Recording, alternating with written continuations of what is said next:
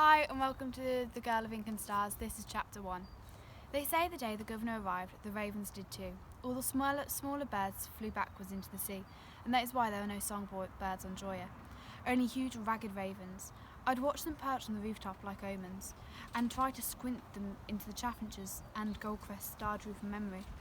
If I imagined hard enough, I could almost hear them singing. Why did the songbirds leave, Dar? I'd ask. Because they could, Isabella. And the wolves, the deer? Dar's face would darken. Seems the sea was better than what they were running from. Dar would tell me another story then, about the girl warrior Arinta, or about Joya's mythical past as a floating island, and refused to say more about the wolves and the backwards birds, but I kept asking until the day came when I found my own answers. The morning it began was like any other. I woke in my narrow bed, sunrise just starting to brighten the mud walls of my room. The smell of burnt porridge hung in the air.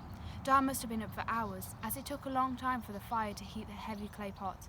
I could hear Miss La, our hen, scratching outside my bedroom door and seeking crumbs. She was 13 years old, same as me, but even though it's young for a person, it's very, very old for the chicken. Her feathers were grey, her mood was black, and even our cat Pep was scared of her. My tummy rumbled as I stretched my arms. Pep was sprawled across my legs, and he yowled loudly as I sat up. "You awake, Isabella?" Dar called from the kitchen. "Morning, Dar. Porridge is ready, a little over ready in fact." "Coming." I eased my legs and soothed the cat's rough fur where it had roughed in the night. "Sorry, Pep." He purred and closed his green eyes.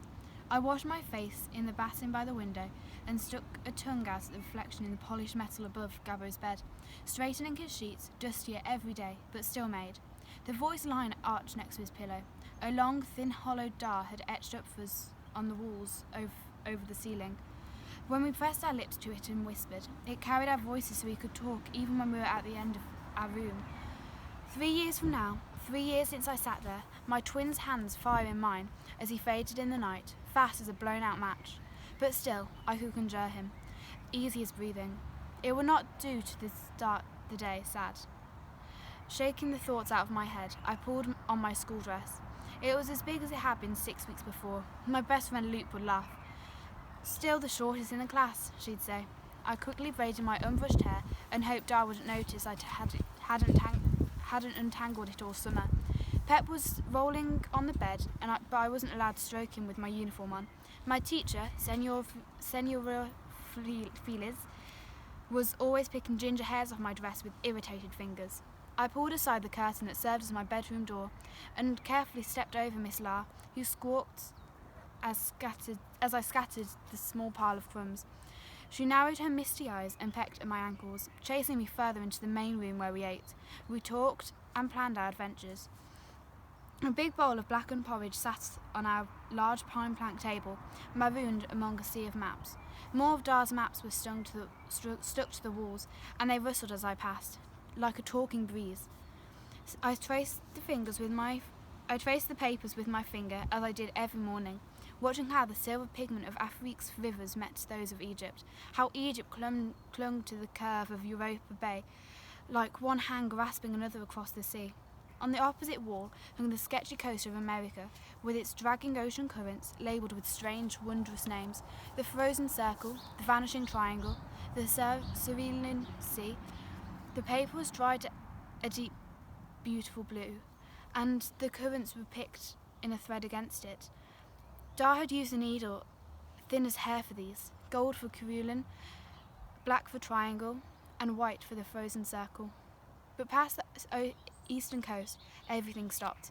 Only one word broke into the blankness: incognito, unknown. I could almost feel Dar's disappointment in the long, dried ink of the wood. Unfavourable tides on his last trip meant an early return to Joya, and Dar never made it across that wild expanse before the governor arrived on our island. Governor Adori closed the ports and made the forest that stretched coast to coast between our village of Gramera and the stretch of the island into a border, banishing anyone who resisted his rule to the other side. Gramera was cut off from the rest of Joya, and the forest was strung with thick thorns and enormous bells to warn the governor's guards if anyone came through. I had never heard the bells ring. Dar dreamt of filling in the gaps on his American maps, whereas what I wanted more than anything else was to cross the forest border and chart the forgotten territories which lay beyond, though I had never told him so. There was only one map that showed the whole of our island, and it clung in Dar's study. I called it Ma's map because it had been passed down through generations through her family for generations. Maybe ever since Arinta's time, 1,000 years ago, it had felt like a sign that Ma and Dad were meant for each other, that he was a cartographer and her only heirloom was a map. Each of us carries the map of our lives in our skin, in the way we walk, even in the way we grow, Dar would often say. See here how my blood runs, not blue at my wrist, but black. Your mother always said it was ink. I'm a cartographer, through to my heart. Fetch the jug, would you? Dar's voice made me jump, pulling me back into the room. I dragged a chair to the shelves, carefully taking the jug from up high, and put it on the table next to the porridge. It was forest green and special, because it was the last thing that Ma made. We used it on the first day of school, and on birthdays and feast days. Dar kept it out of reach and washed it with great care.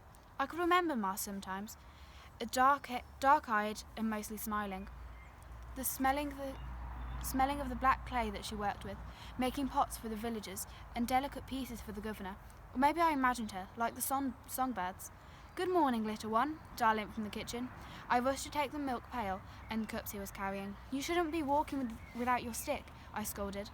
Dar had broken his leg as a young man, leaping from the jetty of an Egyptian port onto a moving ship, and now used a walking stick carved from a fragment of his great-great-grandfather's fishing boat. It was my favourite thing out of the many favourite things in the room. Light as paper, it floated in even the thinnest skim of water, but most miraculously of all, it glowed in the dark. Dar said it was because of the sap, but I knew it was magic. I hurried to clear a space on the table, shifting the Himalayan mountains onto the shelf. Dar poured the milk into Ma's jug, then settled down on a bench next to me and grinned. Pick a pocket. I rolled my eyes. Left. He wiggled his eyebrows like two black caterpillars. Right answer. He pulled a small jar from his pocket. Pine honey.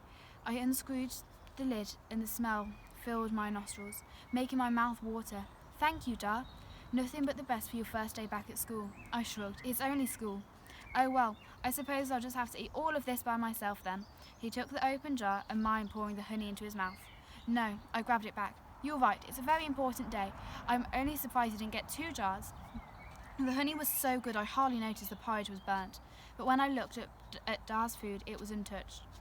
He was sitting in that hunched way that meant he was thinking. His hand rested on the milk jug and I could see the pulse in his wrist. His eyes had a faraway look. First days of school were hard for both of us.